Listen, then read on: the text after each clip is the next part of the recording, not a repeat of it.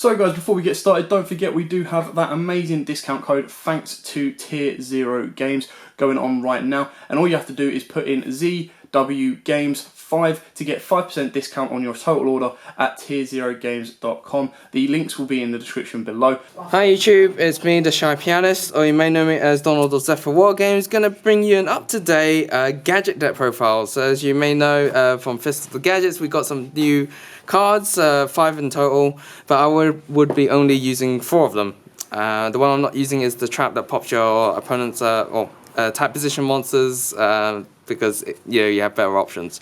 So so this for me is deck number 9, so we're gonna go straight into it. So starting straight off with the new stuff, I'm only going to be playing 2 of the boot up Admiral Destroyer Dynamo. With him being able to special summon by sending sending 2 gadgets from your side of the field or hand to the graveyard to special summon it, is a bit costly for this sort of day and age. But if you can trade off the fact that if you control a gadget, it can't be destroyed by battle or by card effects, and once per turn you can target one other card, destroy it, is arguably a trade-off on that sense.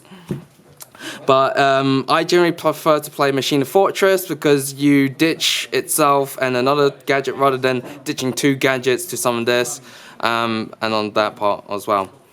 The other effect monster that we've got is boot up Corporal Commander Dynamo.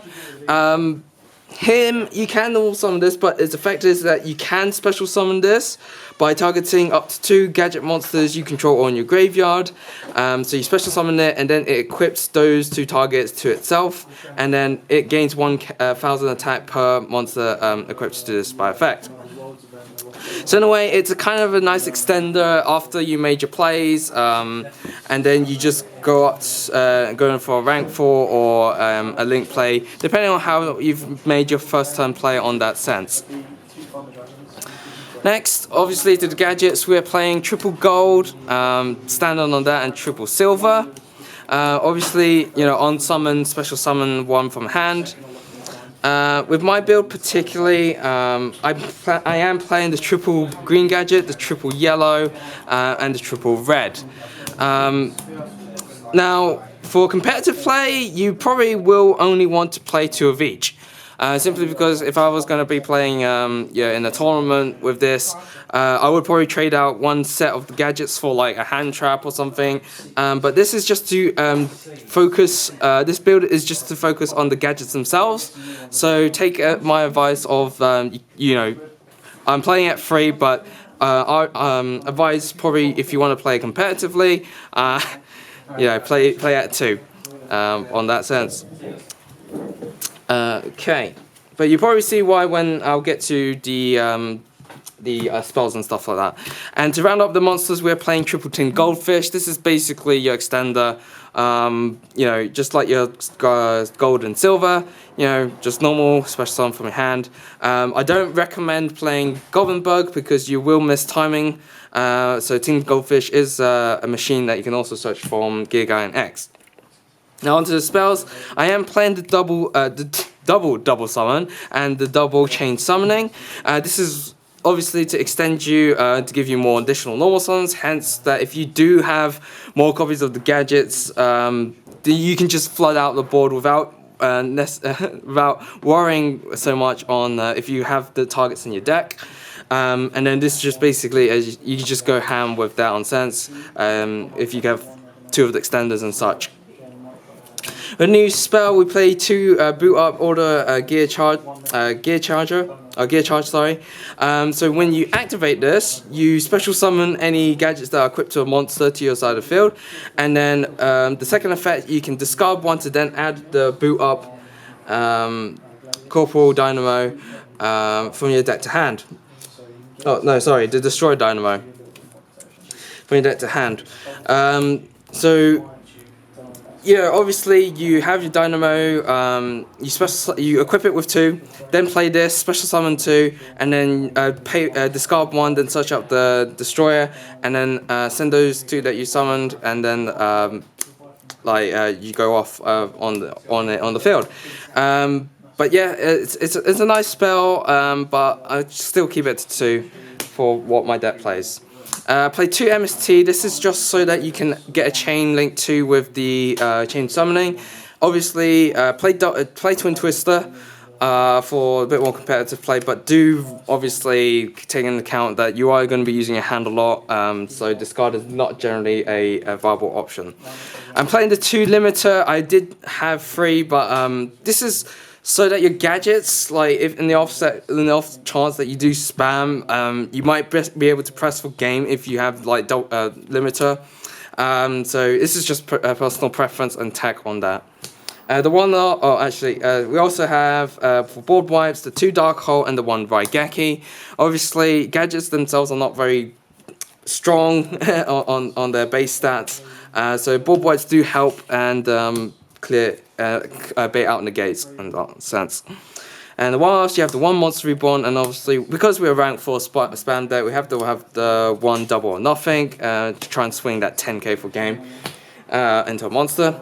And as for traps, we are playing 2 new of the Power Hold, the moving battery. Now, I was playing Stronghold because it was just a throw and attack. It's nice to have a free summon, but with this, being able to summon it in attack and then basically equip 1 from deck, just gives you a good option on that part, and it has double attack. So obviously equip probably, I think gold is the highest, having it a 3/4 attack. And then limiter and like that, it's just a force to be nice to have or reckon with.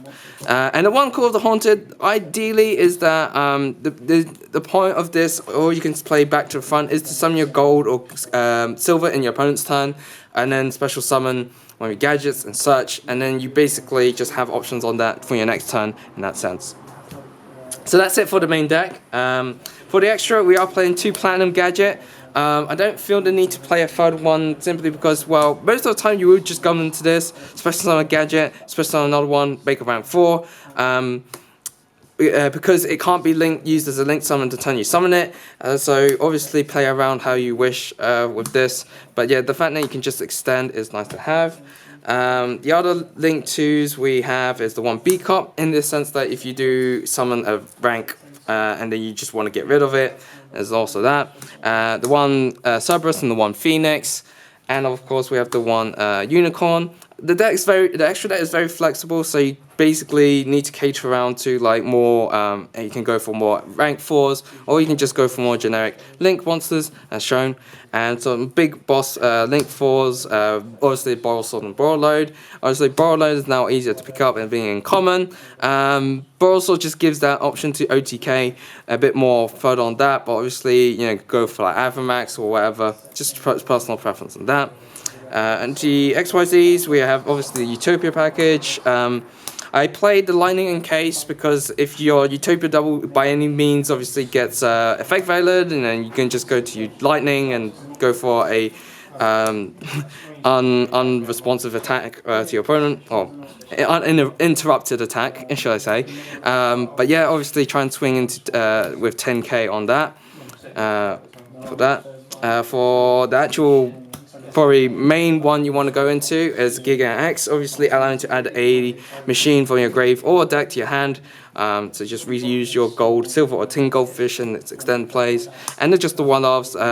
41 just you need to go first. Depending on situations, you can either set yourself up with this, stall out, or you can obviously search on that case. And obviously we have the Cowboy for game in the event that you need to burn.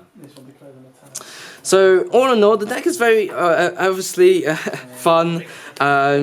It's very, just very low tier on that sense. But the fact that we got this new support is very nice. But I must admit, I wouldn't recommend it over playing stuff like Machina Fortress. So all the stuff I've taken out was Machina Fortress, the Scrap Bottle Cyclist for the boot up. Stronghold I probably will keep as the power battery because that's actually in a way better. And the boot up charge, I played Machina Armored Unit. You can argue obviously these are sort of just fun stuff, but yeah, Machina Armored Unit is in a way slow in a sense. So that's it for the deck profile. Thank you for watching. Don't forget to like, comment and subscribe. And as always guys, happy dueling! What's up YouTube? Dad here from War Games. thanks for watching that video. If you liked it, please hit that big thumbs up button in the bottom corner as well. And don't forget to hit the big red subscribe button so you don't miss out on anything. Make sure you click that notification bell as well so you know every time one of our new videos goes up. Throughout the whole year of 2019, we're going to have more deck profiles, duels, and of course pack openings for you guys to watch and enjoy the entire year round. So stay tuned for more, and as always guys, happy dueling.